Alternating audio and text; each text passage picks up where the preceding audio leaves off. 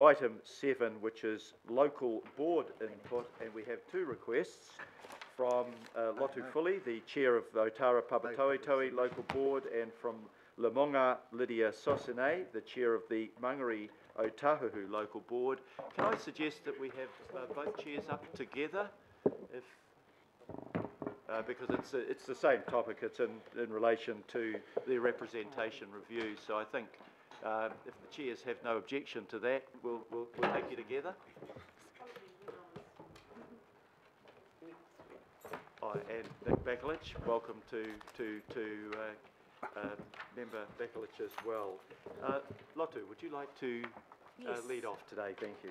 Thank you. Kia ora koutou katoa toa, tālofa lava, your worship and members of the governing body. Thank you for this opportunity to speak to you all today. Your worship, I wish to make two submissions regarding the splitting of the Manukau ward that you will consider today and pass a statutory resolution on today. My first submission is that the process that was followed to get the split into the proposal was flawed and sets a dangerous precedent.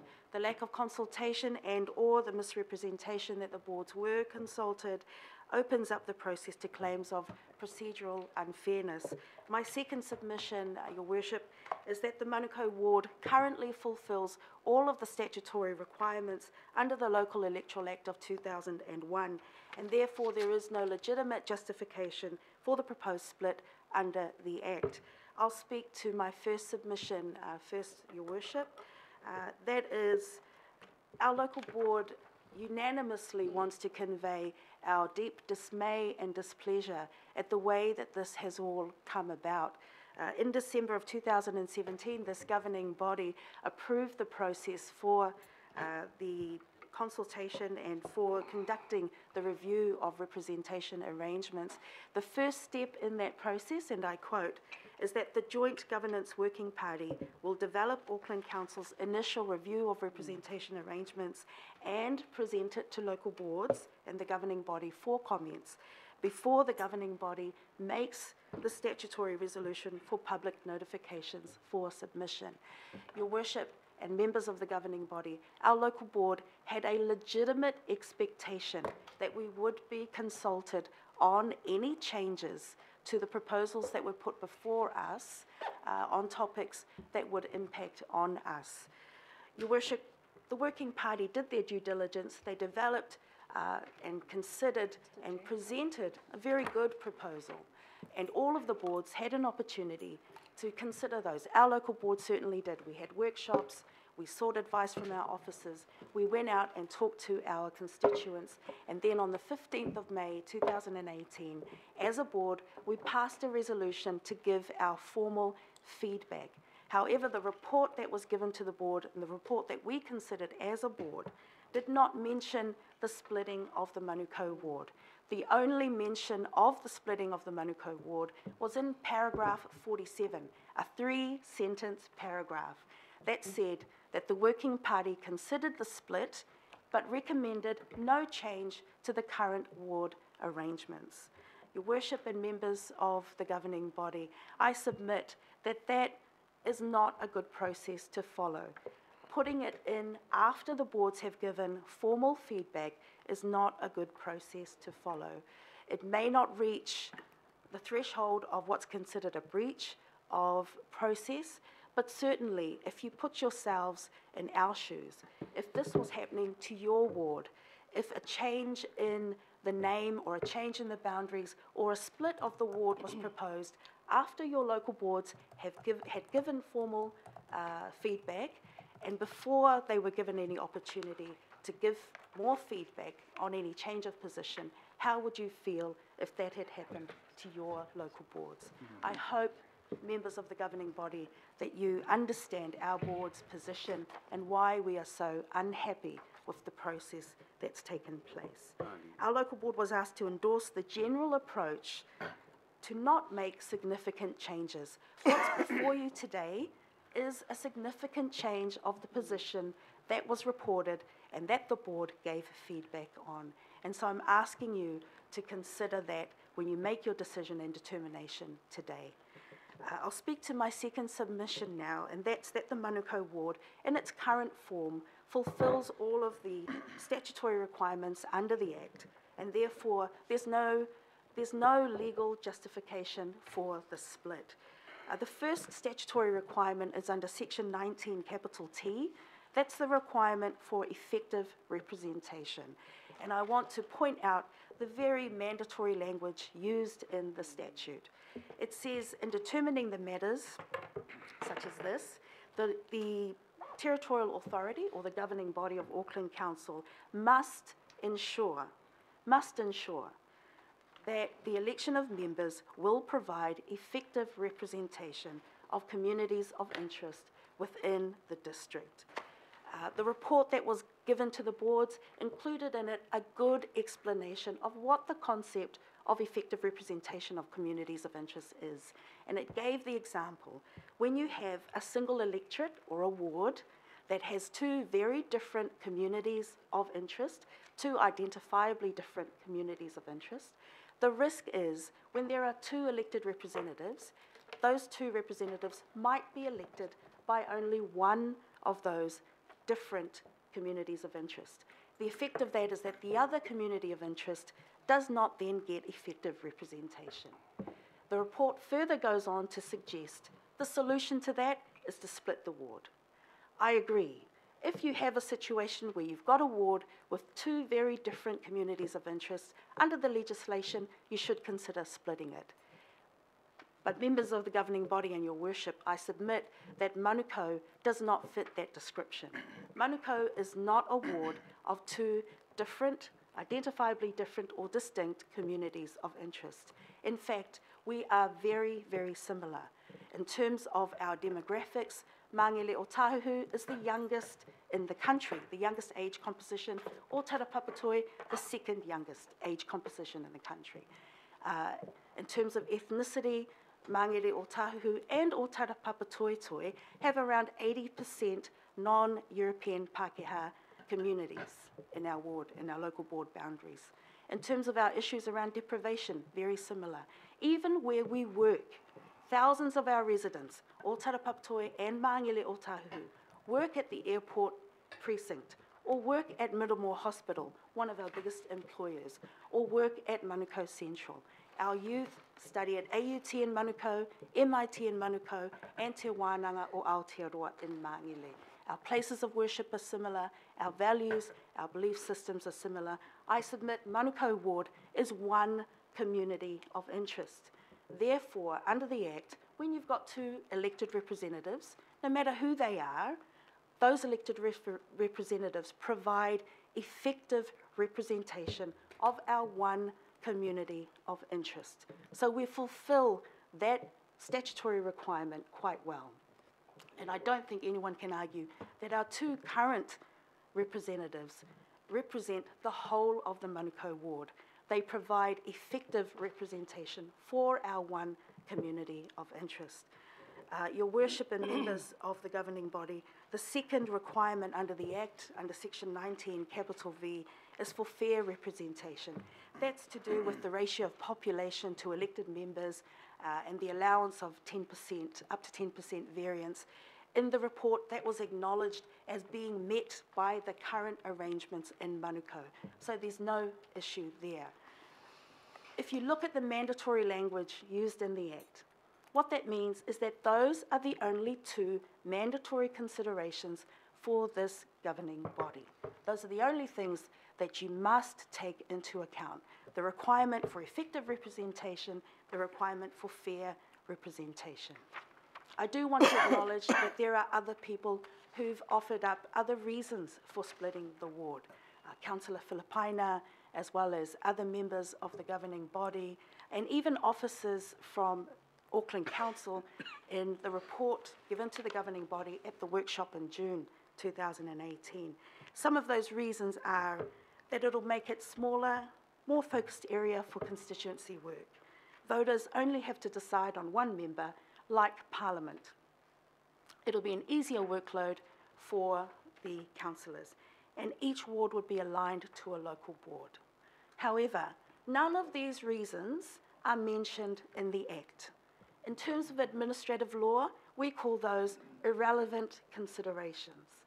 If you make a decision based on irrelevant considerations or based on a purpose that is not mentioned in the Act, that's called an improper purpose.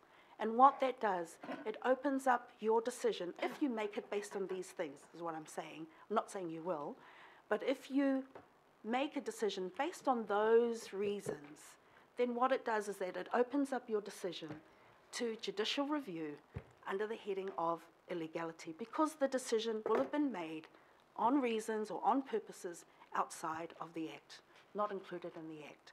So in terms of administrative law or public law, that would be considered illegal and open to judicial review. So, Your Worship and members of the governing body, I'm asking you to err on the side of caution. I'm asking you to allow the people of Manukau to consider this more. I'm asking you not to push it through before the next election. We can review it within the next 6 years. We are required to under the Act, so we can review it in 2 or 3 or 4 years. And at least give the people of Manukau enough time to understand the issue, to consider the issue, to talk about it, and then to make a proper decision when that comes about. Kia ora. Thank you very much, Your Worship. Kia ora. Thank you very much, Lotu. It just seems to me, but I'll take the view of councillors on this. We've got 2 representatives speaking from the same ward on the same issue. I think if it's suitable to councillors, I'll get Lamonga to address first, and then we'll take the questions to the 2 of you combined. If that suits everybody. Yep. Okay, Lamonga, welcome along too. Please give us your representations on this issue. Thank you, Worship Mayor. Thank you for the opportunity that we can also speak to put forward our views on this matter this morning. You're probably used to me fronting up on my own, but as you can see today, our board is very concerned at this proposal. So on my right, I just want to introduce our Deputy Chair, Tungia Tolu Walter Tungia Moa. Beside him is Te Whawhuna i Tasilo Ese. Also we have Tauanuu Nick Bakalich and Makalita Kolo. And we're here today because we need to front up and inform the governing body the impact of today's recommendations that are before you, governing body members, but also the impact not just on the board, but the impact for Māngere o Tāhuhu communities and also our sister community o Tarapapa Toitoi in the Manukau ward. We did forward a very short presentation, however, I can just go straight to raise our concerns. Absolutely endorse our Chair Lotu's presentation and comments. And from Māngere o Tāhuhu, when the matter was presented to us as a board, we were asked to give views. The views that we have provided are on page 21, and at that time, there was no indication of any split of the Manukau ward. Now, Mayor, I just want to advise and governing body members, because we have, as you can see, diverse members on our local board, we also have very diverse communities. And our diverse communities are just coming in the 3rd term to grapple with Auckland Council as a whole, let alone any new changes. But I go back to the original issue. There was no indication at that time that there could be, and I say could be, a split of the Manukau ward. Totally endorse what Chair Lotu has said. As you can see, Manukau ward is made up of the population, 168. We have 2 very effective governing body members, Councillor Al Filipaina, Councillor Whaananau Feso Collins. We are reliant on the effective communication and the advice that our governing body members give to both boards, but also they are very popular members in our community, as is the local board members. The ratio up there says 84,450, and the difference in the quota from the quota. On the last slide, we are here to make a stand that we totally are against any discussion or any impact of a split of the Manukau ward. We're very concerned as a local board that the consultation with boards, with elected board members, happened after. And so obviously officers may have been provided with recommendations or sought advice or provided with advice by the working party. We strongly would say that the current Manukau ward, the joint Manukau ward, we serve our community at best to make sure that we have their interests at heart from our communities, but also provide fair and good representation from the voices that we hear as a board. We're really concerned in the gaps of consultation. So we're supposed to be working with officers or with any committee, whether it be governing body committee or working party. We're supposed to be in the know. We're supposed to be informed.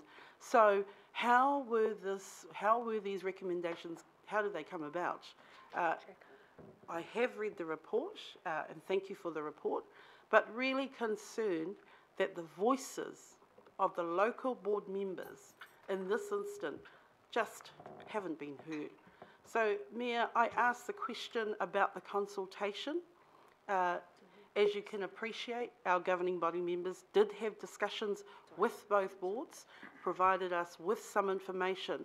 But, Mayor, as you can appreciate, there is a lot of reports that come through every day for Auckland Council business. So trying to grapple and understand the effect and the impact, and I guess I'm just trying to contain myself and not get all emotional. But, Mayor, I just ask, that in the interest of democracy, consultation is really important. It is important for our board, it is important for Ōtara Papatoetoe. And so we were asked for representation. We provided it at that time with the information on hand. So, Mayor, at this point, want to just endorse, thank you for the opportunity and happy to take questions. Just want to ask my fellow members if they have any additional, if you wouldn't mind.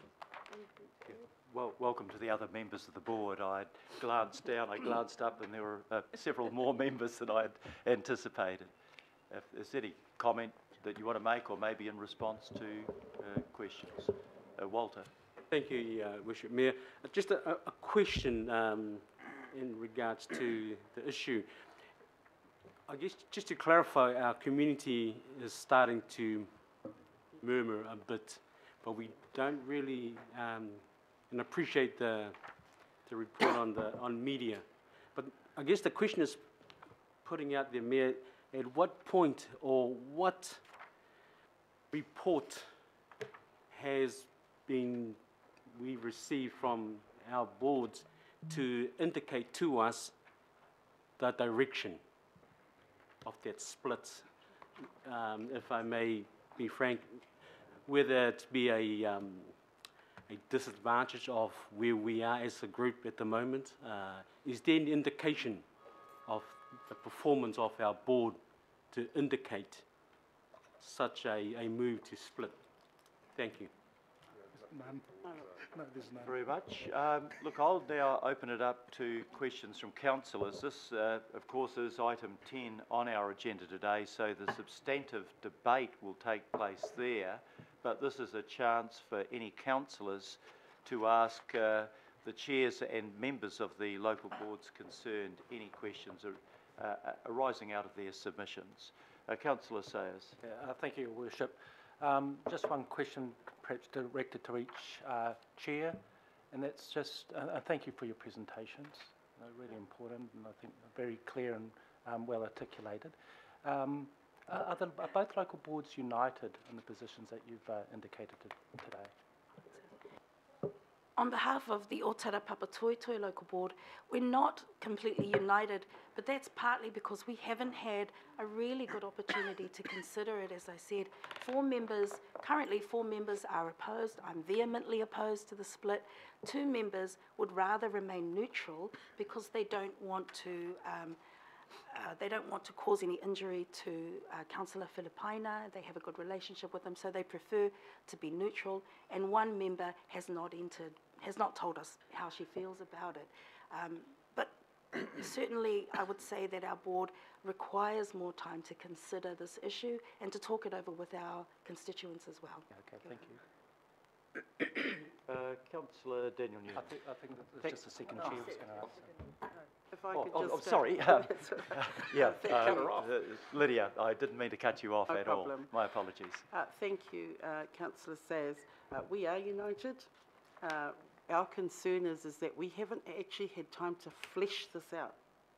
But our board is standing strong together, and with no disrespect to our governing body members who work very hard, this is an important issue locally, but our board has had a few discussions. We want more discussions to understand the impact on us as a board in terms of what recommendations are here today, but we are united.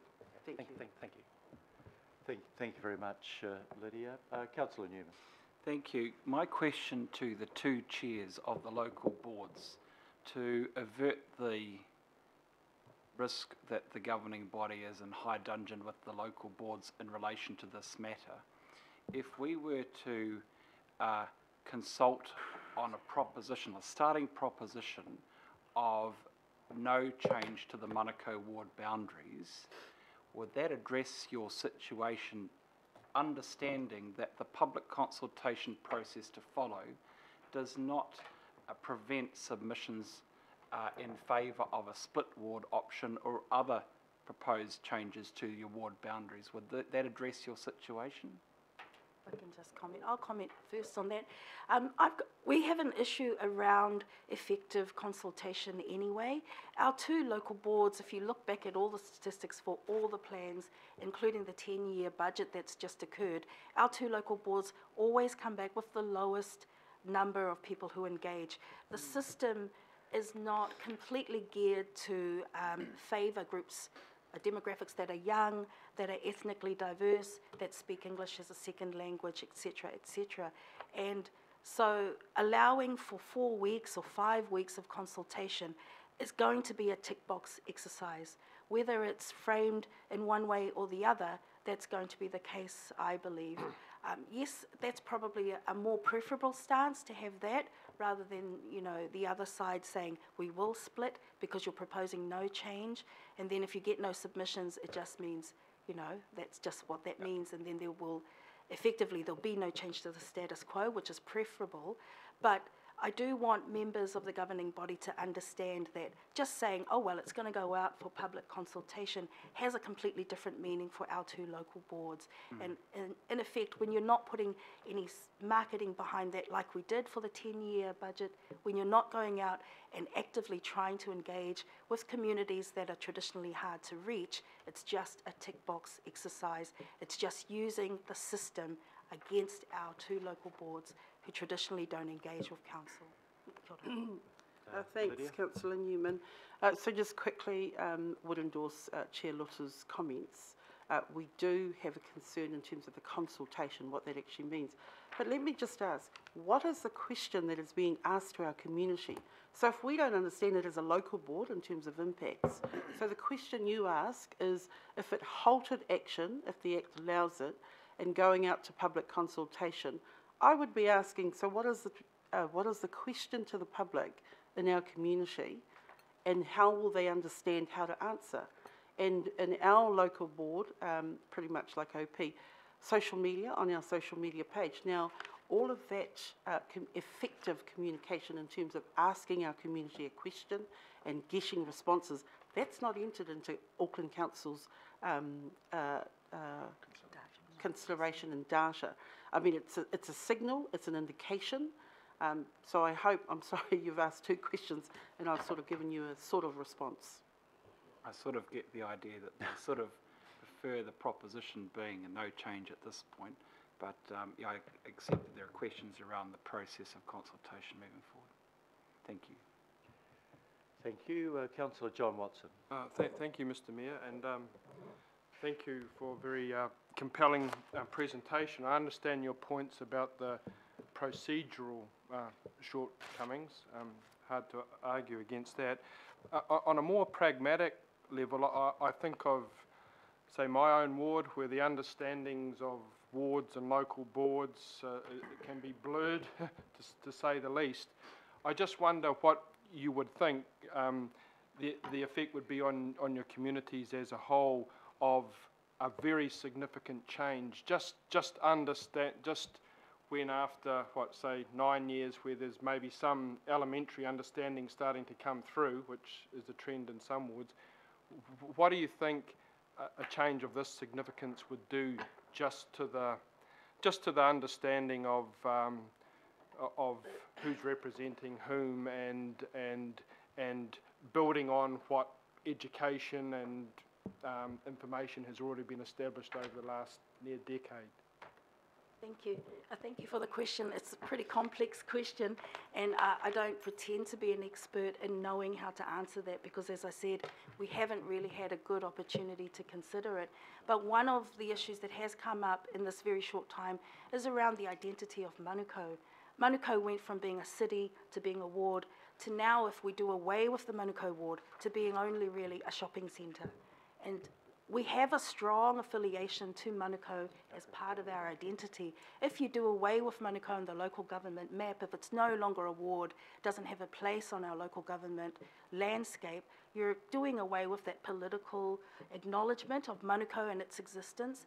And I think and I feel that that will have a really strong impact on our local residents. We have a Facebook page called #OurManukau that's really active, and we have Transform Manukau and all of those sorts of things going on because we affiliate very strongly with Manukau as our ward. And that's just one of the issues that's already come up in this very short time. There are many others. For example, I personally would prefer to have 2 voices at the governing body than 1 for speaking up for my local board area. I don't think any local board would prefer to have less representation versus more representation.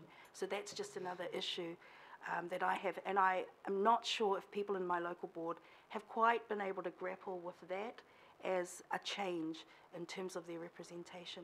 And certainly there'll be other things, but for now, those are the 2 main ones that have come up. Kia ora. Thanks, Councillor Watson. Just very quickly, I go back to our original submission that we endorsed the general approach of the review of representation arrangements, and we wanted to hear back from any changes issue by issue, but also no significant change.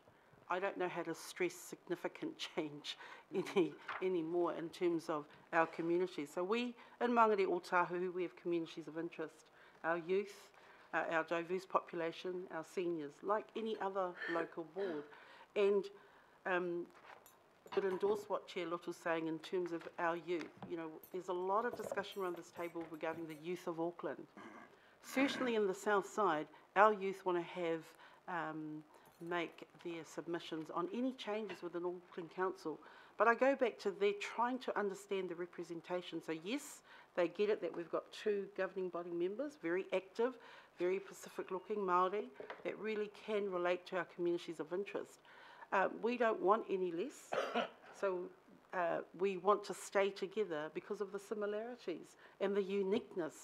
And when we have conversations around the region, everyone knows what the south side's got.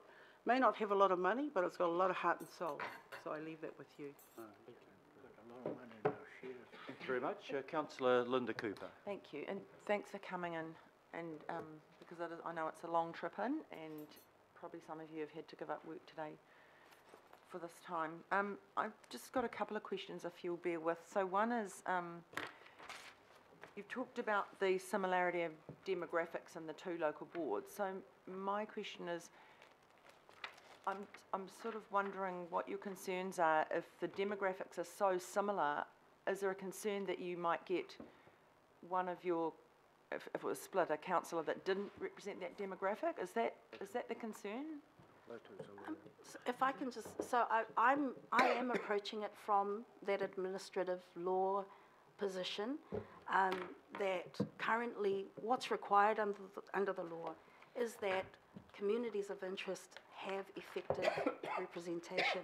Currently, that's what we've got. And my argument is that we are one community of interest. Because our interests are so similar, because our demographics are so similar, we are one community of interest. It makes sense for us to stick together. We are stronger together. We identify as Manukau. We've got so many common areas that we share in terms of sports, of shopping, of study, and all of those things.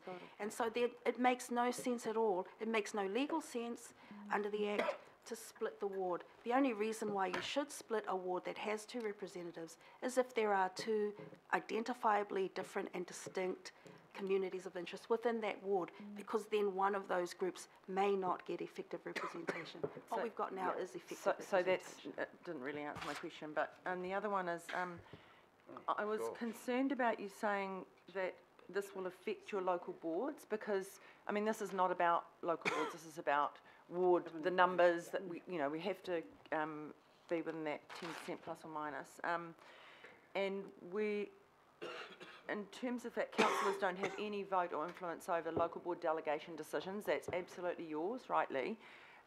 So I was wanting to understand why you think it would affect your local board operations, or that you were concerned that it was some sort of slight on your performance, because it certainly wasn't that from the committee's point of view.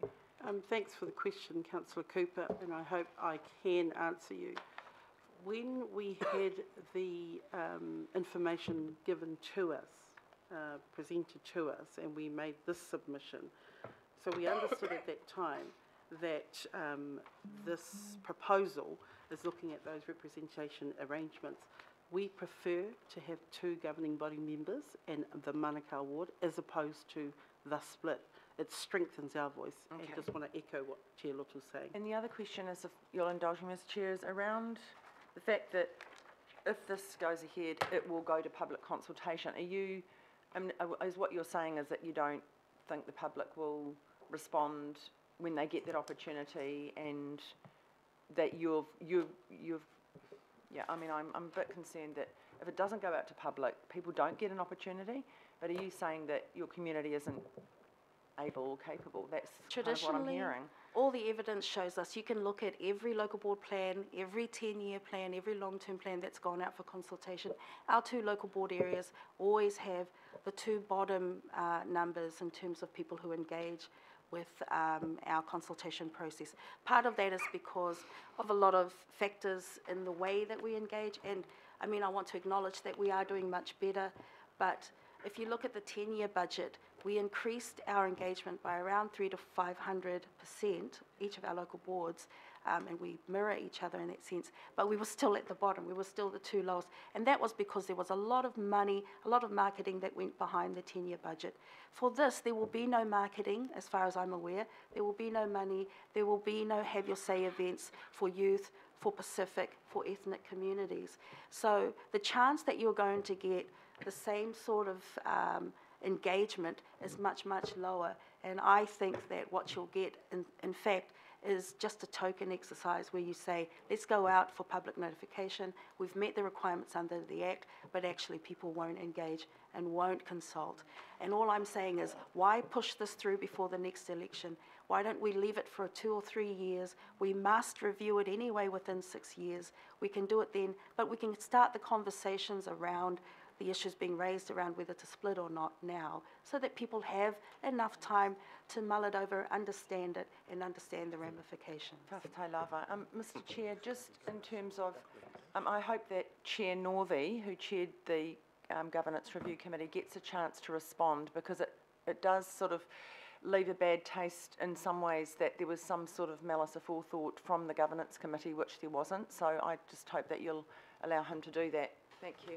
When we come to the item, we'll be hearing from the chair of the working party as well as the officials, and there'll be a chance to hear. I don't think there is any malice in it at all. There's clearly different opinions being strongly expressed here, and that's how it works in a democracy. But I certainly wouldn't attribute to the chair of the working party any malice. I know, but I just think that... Okay, can I... Mayor Goff, Sorry. could I just quickly, very quickly, just add to, for Councillor Cooper. Please. Councillor Cooper, this is a significant change. And we would say, yes, the public needs to have a say. My concern is the time of 6 weeks that needs to be, questions need to be asked in whatever process. In terms of the comms, my concern is the matter won't be just given over to local board and officers. It will have to have an Auckland Council comms because it's about representation review at the governing body. So the concern that we both have is the time to go out to the public is only a very short 6 weeks. When you haven't built that up and when there's I guess I'll have to be a misunderstanding in terms of what is our communities being asked, how it'll be why, how does it affect us and what's the impact. So in terms of that narrative, Mayor, in terms of that narrative, Councillor Cooper, just wanted to make those points. Thank you. I think one of the questions that we'll be asking officials is the nature of the campaign, so that if it goes out to public consultation, what information will they have in order to inform their decision and to encourage their participation in the process? I think those are valid questions, and we'll be putting those, well, the officials are probably here now, they can take that on board as something that they need to respond to. Councillor Wayne Walker. Sure, got a couple of questions. I'm looking at the agenda, and one of the reasons that's given, and I'd invite your comment on that, and it states, point 4, creating 2 single-member wards based on the existing boundaries of the Mangere, Otahuhu and Otara Papatoe will allow more effective representation of those communities, with each ward member having a smaller constituency to support and only one local board to liaise with. I'll just repeat that, smaller constituency to support and one local board to liaise with. Quite obviously this is assuming that one of the major things that the elected representative on the governing body does is represent that ward as compared to Auckland at large. So just invite your comment. Yeah, I guess I'll just reiterate my point, my administrative law point, but also can I remind councillors too that you've got 14 elected representatives at the local board level that do a lot of that groundwork and that grassroots work as well. We consider our governing body members, their job is here at the governing body. You are mostly here in the city, you are battling for us here. So in terms of your representation of us, we are effectively represented presently by our 2 local board, by our 2 governing body members here at the governing body who argue for us, who are our voice here. In terms of getting out to our communities, of course we acknowledge they do get out to our communities in terms of events and things like that.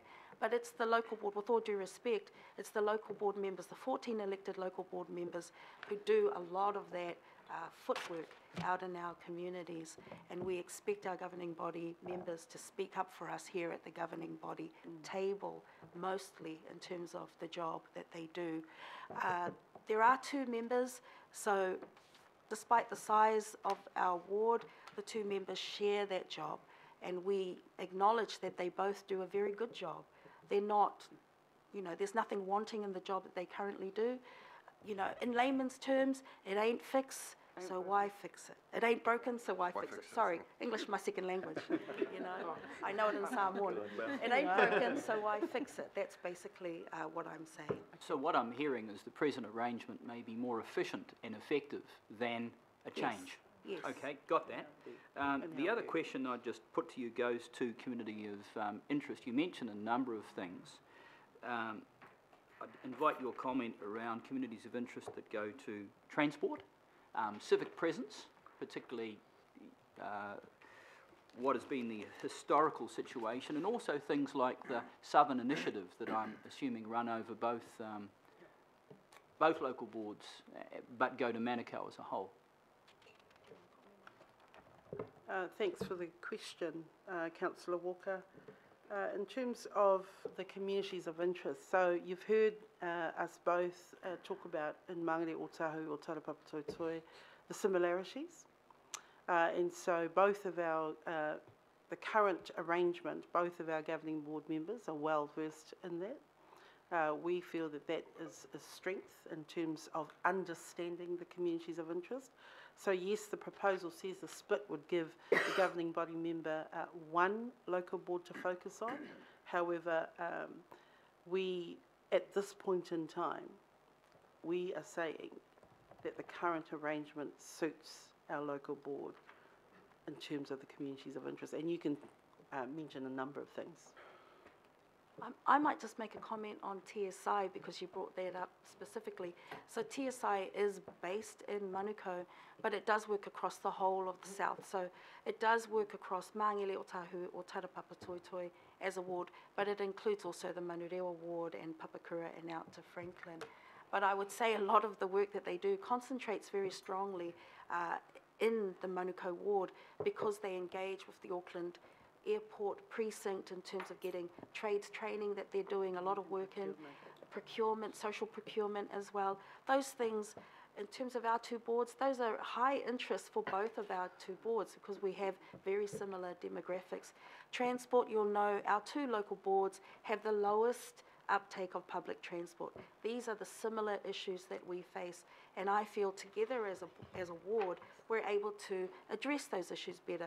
We are stronger together, and that's why we want to stay together. As Al Green said, let's stay together.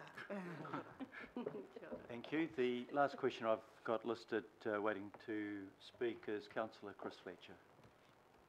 Thank you, Your Worship, and may I thank you for your very gracious submissions today. I guess what we're looking at is slightly, you could call it a bespoke model from the existing Manukau, and the arguments that have been used to justify it could equally be used, in my mind, to other wards, particularly Albertine and Roskill. If there had been other examples used for consultation of other two council wards, would you have felt more comfortable? I mean, I've listened very carefully to the legal context that you've put your submissions into, but is it that you feel that you have been singled out, or is it solely those issues that you have raised with us today? Thank you, Councillor. Part of the discomfort around what's happened, if I'm honest, is around that. We feel in South Auckland, once again, we're being used as guinea pigs. The fact that we weren't directly consulted when the change happened, because the proposal before you is an about face of what was proposed to the boards, what we were asked to report on and give feedback on in our report. So what you're being asked to consider is actually a complete opposite to what we gave feedback on. So there is that feeling from the south, as we often feel, that again, things are being done to us, not with us. And we as local boards are in partnership with you in terms of governance of the city. We have a shared governance model, but sometimes that's not so obvious. And I mean, I can confirm that the only feedback we gave to this particular item actually came about because of our local board services team, who rushed and put that proposal together in our last business meeting. I called my democracy advisor to just confirm that, and that's true. So we feel, I sort of said on Facebook, would you have done this to the Ora K local board? Would you have done something like this to a local board from Rodney or from a more affluent area? I hope that the answer to that is no. But when things like this happen to us, when we're not consulted as a local board, as a ward, we can't help but think that way. For me personally, that's not driving my submission. I am looking directly at the law. That's the area I'm trained in. And so that's automatically what I focus on, is the law and the legal requirements. But definitely in that personal sense, it does hurt. It does feel like we have been singled out again as a South Auckland board in an area of high deprivation. And these things are being done to us, and we're not being taken along on this journey in terms of decision-making and governance of our city. Thank you. Thanks, Councillor Fitch. And to add to Chair Lux's strong response, yes, it does feel like the bespoke model that is being used. Again, why is the South being singled out? That's the first question that I got from residents last Friday, when they're saying, why do they continue to pick on the South in terms of prototype or testing things? And I've said, well, there is a report coming out, my response. I'm sure there are the pros and cons, but what our local board and our communities want to understand are the pros and cons. What are the advantages and the disadvantages, not putting legislation aside, but in line with legislation, in line with policy. If it was another board that is being asked these questions north of Mangere Bridge, what would be the response? And why would the communities not be consulted? So I go back to what Chair Little started with. This is a very significant change for us as the Manukau ward. And I want to emphasise, when you are trying to put a simple message across to diverse communities, they actually probably need to hear it 10 times more to understand the effect and any changes of representation. So I'll leave that with you. Thank you for your clarity. Great, thank you very much for that. Could I ask the two local members to move and second a formal vote of thanks for our two chairs, Al Filipina and Anana Efeso Collins, been moved and seconded accordingly. I'll put that motion. All those in favour, please say aye. Aye. To the contrary, no. Carried. And thank you very much to all of the board members that are here today. The item that pertains to your submissions is item 9, 10, is it, I think? 10 on the agenda, so it's only one item away. You're very welcome, obviously, to stay and listen to the discussion and to the presentation on that item. Thank you very much for being here and for very clear presentations. Right.